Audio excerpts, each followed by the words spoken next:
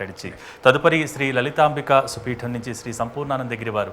స్వామి, మనం రామాయణం చర్చ మొదలైనప్పటి నుంచి రామాయణం గురించి, రామాయణంలో ఉన్న సూక్ష్మమైన విషయాల గురించి మనం చర్చించుకుంటూనే ఉన్నాం. ఒక్కసారి ఈ వర్తమాన ప్రాపంచిక విషయాల గురించి మాట్లాడుకుంటే కూడా అయోధ్య అంశాన్ని ప్రస్తావిస్తూ, ఈ అయోధ్య అంశం అనేది హిందూ సమాజాన్ని ఏకీకృతం చేయటంలో ఈ అయోధ్య అంశం ప్రభావం ఎంత, దాని గురించి దయచేసి. ఓం హరి ఓం తత్సత్. పూజ్య మహాత్ములకు, పండిత ప్రవరులకు వందనములు. ఓం శ్రీ రామచంద్రాయ నమః. మరి ఈరోజు భక్తి టీవీ మాధ్యమంలో ఈ సమావేశం చాలా ముదావహం. అయోధ్యలో రేపు ప్రతిష్టా విషయాలని పురస్కరించుకుంటూ ఈ కార్యక్రమాన్ని చక్కగా ఈ మనకి పెట్టినందుకు కూడా చాలా సంతోషం. మరి అయోధ్య ఎందుకు అంటే, ఒకటి మూలం ఏమిటి అంటే, ధర్మ సంస్థాపనార్థాయ సంభవామి యుగే యుగే.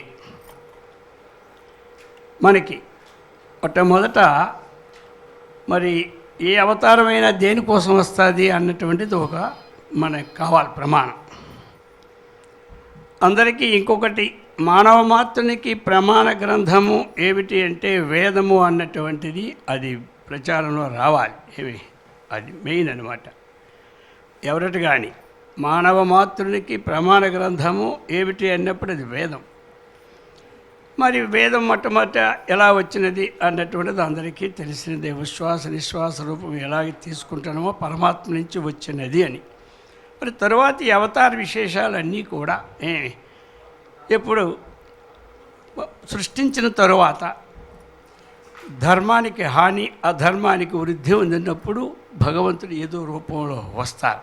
ఇక వచ్చిన తరువాత మరి భగవంతుడు వచ్చి ఎక్కడయ్యా రాముడు ఎక్కడ ఉన్నాడు అని ప్రశ్న వస్తే ఆయన ఎక్కడ అవతరించాడు అంటే అయోధ్యలో అవతరించాడు. ఈ ప్రకారముగా ఒక్కొక్కరు ఒక్కొక్క జాగాలో అవతరించారు. మరి అవతరించారు, వారు ఎక్కడ అవతరించారో అది ఒక పవిత్ర భూమి అన్నమాట. అటువంటిది భగవంతుడు ఎక్కడైతే అవతరించారో అది ఒక పవిత్ర భూమి. మరి భగవంతుడు అవతరించిన తర్వాత ఎల్లప్పుడూ ఉంటున్నారా అంటే, ఈ శరీరం ఎప్పుడైతే జాతస్య ధ్రువో మృత్యు, శరీరం వచ్చిందా అది ఎప్పుడైనా పోవలసిందే, అది ఎవరికీ ఉండదు. అది ఎవరటి కానీ అది భగవంతుడు నిర్వికార రూపంలో ఉండి కూడా ధర్మ సంస్థాపనకు మాయోపాధిగా మాయను ఉపాధి చేసుకొని అవతారం ఎత్తారు. అవతారం ఎత్తిన తరువాత ధర్మరక్షణకి ఏదో కథలు మనం అన్నీ చూసాం, విన్నాం, అందరికీ తెలుసు ఆ కథ, రామాయణ కథ అంతా కూడా. మరి వారు ఎక్కడైతే అవతారం ఎత్తారో అక్కడ ఏమిటి ఒక దివ్యమైనటువంటి శక్తి అన్నమాట అయోధ్య. అటువంటి మరి అయోధ్యలో ఆ రాముడు మనకి వెలసిల్లడం, అక్కడి నుంచి ఈ రామనామము ప్రారంభం కావడం. రాముడు చూడండి ఎన్ని కష్టాలు నష్టాలు పడినా అతనిని ఇప్పుడు కొంతమంది అంటారు, మీరు స్వాములు కదా మీకు కష్టాలు వస్తాయా, భగవంతుడు కదా భగవంతుడికి కష్టాలు వస్తాయని అడుగుతూ ఉంటుంటారు.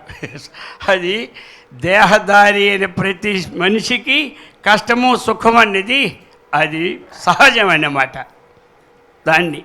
దానిని పెట్టుకొని మనం దేవుడు కాదనడం అది మన యొక్క అజ్ఞానమే అన్నమాట. అందుచేత అటువంటి మరి అయోధ్యలో ఉన్న ఆ శ్రీరామచంద్రమూర్తి అతని దివ్య సంకల్పం అన్నమాట. ఆ దివ్య సంకల్పం వల్లనే ఈ అయోధ్య ప్రపంచానికే ఇప్పుడు ప్రాకిపోయి తెలియని వారికి కూడా తెలిపింపజేసింది. ఆ రామనామం యొక్క మహిమయే అయోధ్య ప్రకర్షకు ముఖ్యమైన కారణం అన్నమాట. అయితే ఇది మనకి ఎల్లప్పుడూ సదా ఉండాలి అంటే, ఇంతకు పూర్వం ఒక విషయం ఇలాగ వచ్చిన టీటీడీలో కూడా ఎట్లా ముందుకెళ్ళాలంటే ఇందాక కూడా ఒక చెప్పారు, అది కరెక్ట్ అయిన మాట.